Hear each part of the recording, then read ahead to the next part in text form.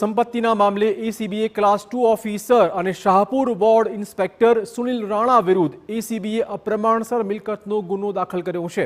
વર્ષ 2010 થી 2020 સુધીના 10 વર્ષના સમયગાળામાં સુનિલ રાણાએ પગારની આવક કરતા 2.75 કરોડની વધુ અપ્રમાણસર મિલકતો વસાવી હોવાનો ઘટસ્ફોટ થયો છે, જેમાં પત્ની અને દીકરીના નામે કુલ 3 મકાનો અને 1.5 કરોડની ફિક્સ ડિપોઝિટનો સમાવેશ થાય છે।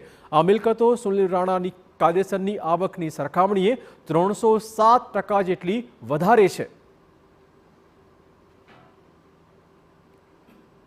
એસીબીના જે તપાસની પદ્ધતિ છે તેના આધારે તેઓની મિલકત અને તેઓની જુદી જુદી બેંકોમાં રહેલી એફડી શોધી કાઢવામાં આવેલી અને તેઓના વિરુદ્ધ 2010 થી 2020 સુધીના સમયગાળા દરમિયાન તેઓએ પોતાની જે કાયદેસરની આવક છે એના પ્રમાણમાં 2,75,18,18,223 રૂપિયાની વધુ સંપત્તિ વસાવેલાનું તપાસ દરમિયાન ફલિત થયેલું, જે તેઓની કાયદેસરની આવકના પ્રમાણમાં 307% જેટલું વધારે હતું।